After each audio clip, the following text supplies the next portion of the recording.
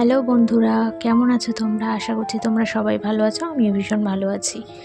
দেখো, তোমাদের জন্য একটি নতুন রেসিপি আরও নিয়ে চলে এসেছি, যেটা হচ্ছে বাসন্তী পোলাও। আগের দিন এর সাথে আলুর দমটা আমি তোমাদের সাথে শেয়ার করেছি, যেটা এর সাথে ভীষণই ভালো লাগবে।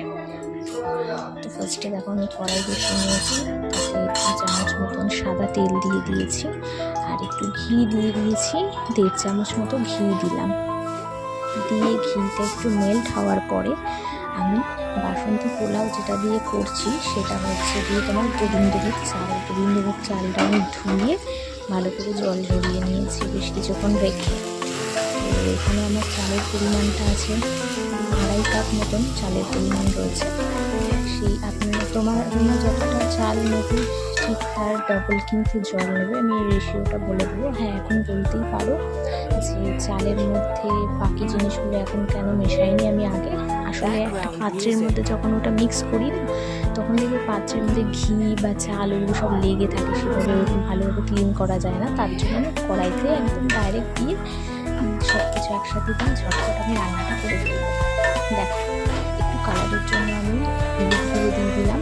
একটু বেশ সুন্দর একটা বাসন্তী কালার আসবে, তার জন্য হলুদ গুঁড়োটা আমি ইউজ করেছি। আমি ফুড কালারটা ইউজ করি না, অ্যাভয়েড করি, কারণ ওটা তো শরীরের পক্ষে ভালো না, তার জন্য ওটা অ্যাভয়েড করাটাই ভালো।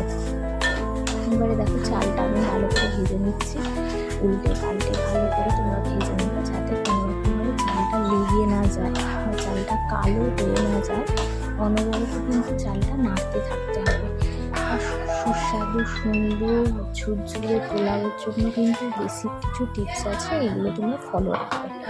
দেখো, এবার বেশ কিছুটা আমি ড্রাই ফ্রুট দিয়ে দিলাম, কাজু আর কিশমিশ। আমি একটু বেশি পরিমাণেই দিয়েছি, যেহেতু আমার বেশি একটু কাজু কিশমিশ বেশি হলে ভালো লাগে, তার জন্য আমি একটু বেশি পরিমাণ দিয়ে দিয়েছি।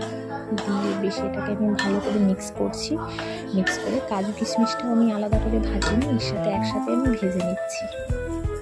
চালটা ভাজা হয়ে গেছে কী করে বুঝবে? যখন দেখবে চালটা বেশি একটু সাদাটে হয়ে গেছে এবং ফুট করে একটা আওয়াজ হবে, তখন তোমরা বুঝতে পারো চালটা ভালো করে ভাজা হয়ে গেছে। ভালো করে ভেজে নেওয়ার পরে এবার আমি একটু জল গরম করতে বসিয়ে দিয়েছি। আমি 2.5 কাপ চাল নিয়েছি, তার জন্য 5 কাপ জল নিয়েছি। ঠিক যতটা পরিমাণ চাল নেবে তোমরা, ঠিক তার ডবল তোমরা জল নেবে, কারণ চালটা যেহেতু সেদ্ধ হতে হবে, ভাজার সময় একটুখানি শক্ত হয়ে যায়। তো সেই পরিমাণ জলটা নিলে দেখবে বেশ সুন্দর হবে এবং ঝুরঝুরে হবে। অবশ্যই কিন্তু ভালো করে তার জন্য ভাজতে হবে একটা সুন্দর ঝুরঝুরে পোলাওয়ের জন্য।